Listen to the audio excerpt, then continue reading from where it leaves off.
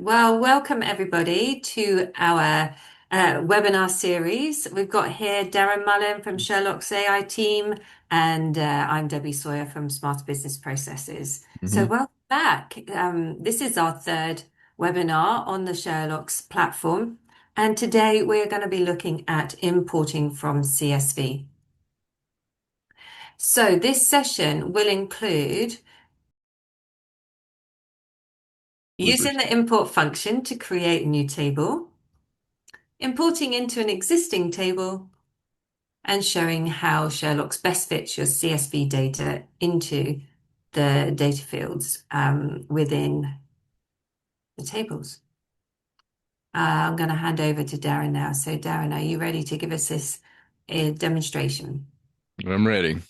Excellent. Here we go. I'll stop sharing.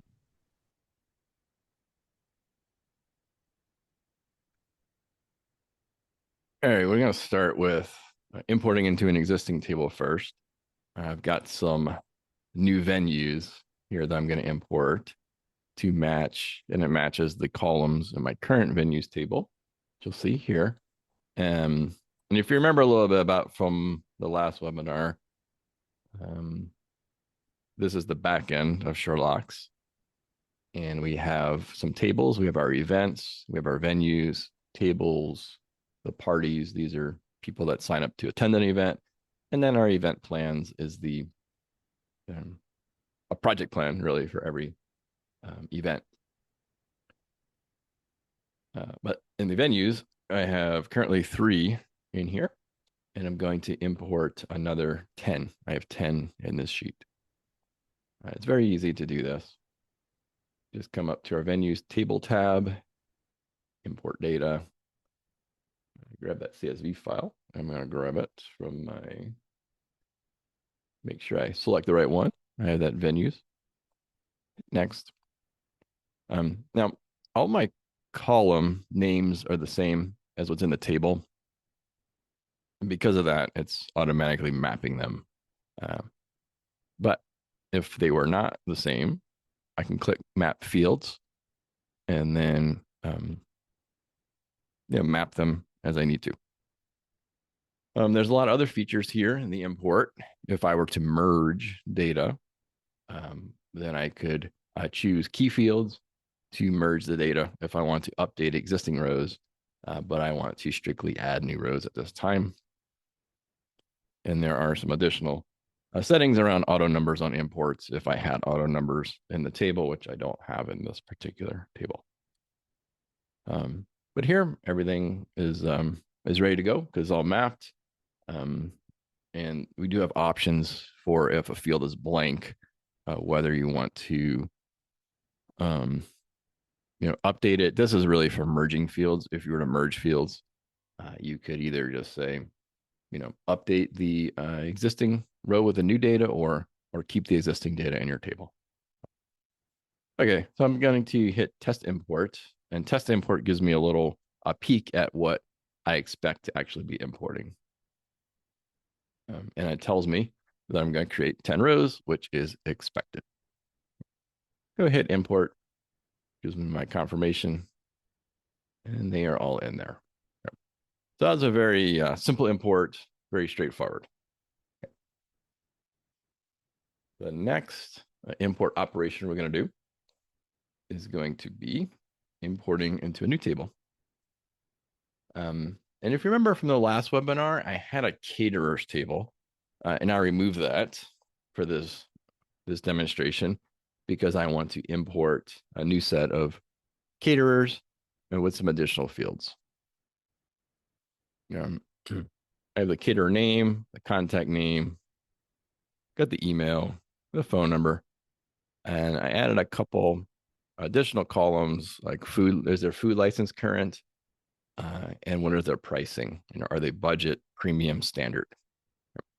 And I got very inventive with a couple names here of caterer 1 and 2. Okay. And what I'm going to show here is when I go to import this, how SHERLOX is going to interpret the column type when I go to map the fields. So in my data hub here, I'm going to go create from an import and bring in that new table.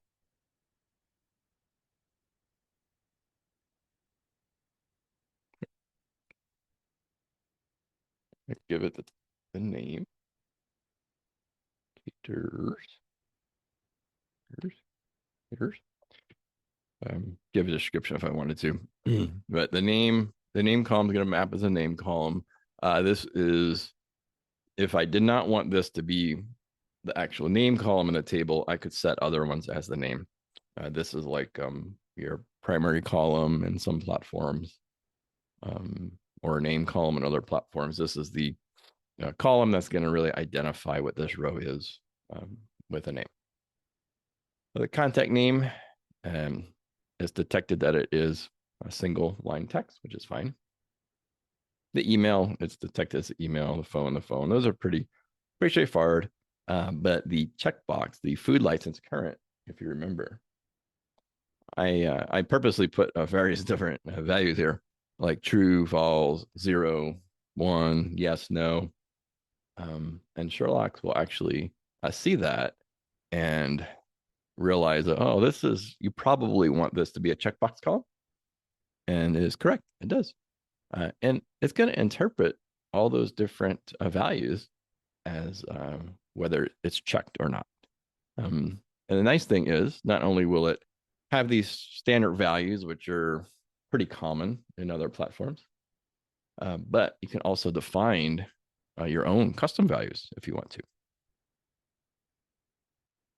And if for some reason I didn't want this as a checkbox, then I could change it to another type of column. Now the pricing, I have budget, premium, standard, 3 options. And it sees that I have these repeating values. So it says, well, it could be a single line text, or you may want to make this into an option set. If you remember from last time, option sets are defined essentially to be reused in other tables as you see fit. But since I'm importing and it says it could be an option, I'm going to change this to option. And it's going to give me the ability to create a new option set. If I happen to have an existing one that I want to map these values to, I could do that. I don't have an existing one. So I'm going to say, go ahead and create a new option set. The name of the option set will be pricing. I could change that if I wanted to. And then it's going to say, look, you have 3 options: budget, premium, and standard, which is what I have in my file. Go ahead and I'm ready to import it. Gives me a little preview down here. And there we go, imported. And there's all of those new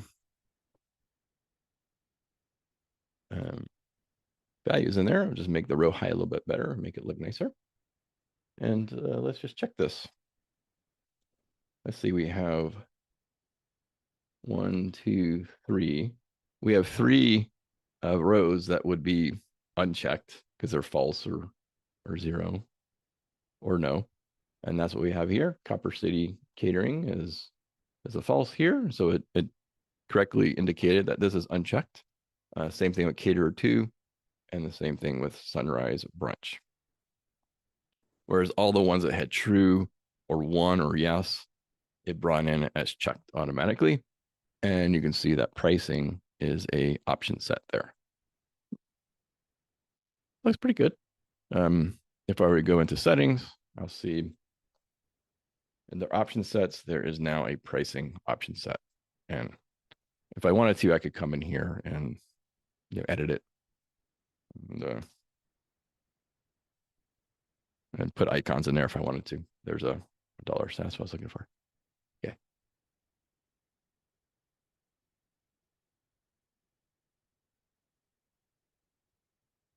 So back to the table. How's that looking, Debbie? Do you have any questions about what we've gone through so far? It's all been a bit quiet on the chat window today, but Yeah. Okay. it's good. You can see Mm-hmm. the ease of mapping to an existing table as long as you've got your field names mapped. then that should be quite straightforward. And I like the fact that it understands phone numbers and keeps leading zeros and things like that, because some other tools might try and change a string of digits into a number and not keep those leading zeros. So that's really good to see. Loving the way it can go and create you an option set rather than you having to preset that up. So that's all very positive.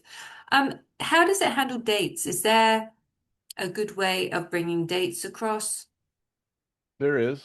Um, and I'm going to do that next, actually. Oh, are you? Oh, sorry. Yep. Okay. I have another file here, mystery dinner events. I'm going to bring on in some additional events. Let me go look at that or show that events table right now as it stands. We have the name of the event and so forth here with the venue. Um, and if you notice here, I have some venues in here and I also have caterer. Some of them have a caterer, some of them don't. I don't have a caterer column in here because remember last time in last webinar I did have a caterer column, but I deleted it for this because I want to set up a new mapping to this new table. So let me do that real quick. I'm going to add in a new linked record. And we'll call it caterer. It's going to be a caterer table, and everything else is fine. So you can see now I've got that caterer table, and it has those ones that I just imported. Let me import into this table. So this is importing again into an existing table, but you'll see that there are some little bit differences. When I go into the mapping, you map fields.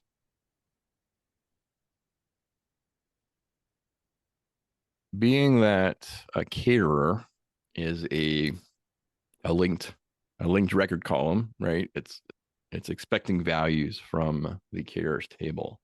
And in my file, I have some of them in here.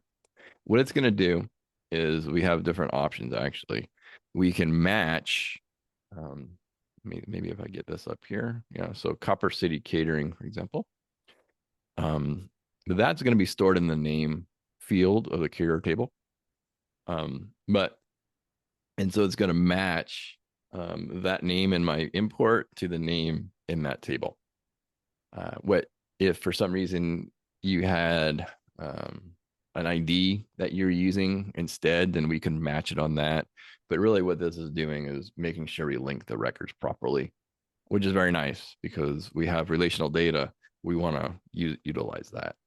The event end is a date time, and I have that date time here stored in datetime format. And I want to import it in the correct format. And it gives us the option we can auto detect, or you can choose a specific format if you wish. So I have it in US format. I could choose it if I want to, or I can just say, I'm gonna leave it in auto detect and see what happens. And then we can choose the default time zone for what we're importing. So I'm gonna go ahead. I'll do Arizona time because it's right. Same thing for the event start. I'm gonna leave it auto detect, and I will choose Phoenix time zone. The name is mapped to the name, and the venue. The venue is another linked record, and so we're gonna do the same thing. We're gonna match it on the name.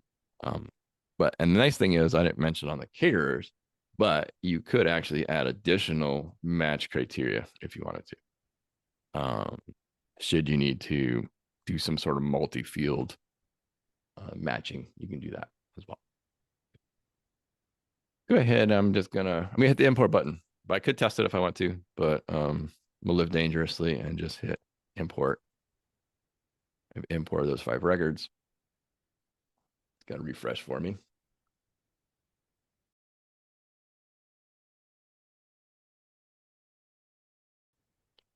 Okay, we've brought in this data, and we can take a look and see that those caterers have come in matched to the linked fields, and same with the venues.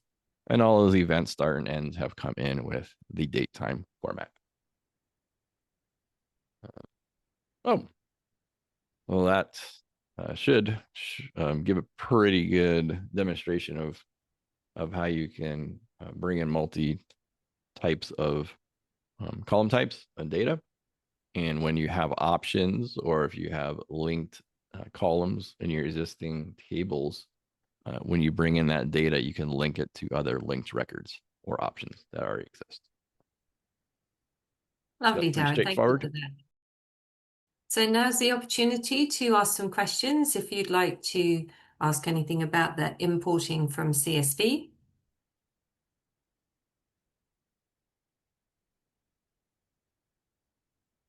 All is Oh, quiet. That means yeah, that well, we've answered everyone's question already, Darren, which is really great. Okay, so mhm. just to finalize this webinar, then we're going to continue to run another series of webinars, including user management is our next one in 2 weeks' time. So user management, we'll be having a look at setting up users and teams and then allocating what they can see and what they can't see through the interface using all the power of SHERLOX, which is amazing. We've got some other dates in the diary as well. If this is the first webinar you're looking at, we did do one last week on tables and field types, and then our first webinar was on the 22nd of May, Sherlock Holmes Day, as I recall, which gave you a good overview of everything that we're covering in these mini sessions. So do go to our YouTube channel and have a look and find those webinars, or you can contact myself or Darren directly, and we can point you in the direction of the videos. Or if you feel that you've seen enough now, because we've had a look at tables and we've had a look at importing, maybe you want to get hands-on and get to know Sherlock's for yourself. So reach out to either Darren or I, and we can put you in touch with a free trial. So you can download it, have a little play, see if you can get your data in, and then come back and see us on the 29th of July, where we'll show you how to put a lovely interface on that. So many thanks to you, Darren, for today. And thank you everyone for joining, and we will see you next time. Right, that's good.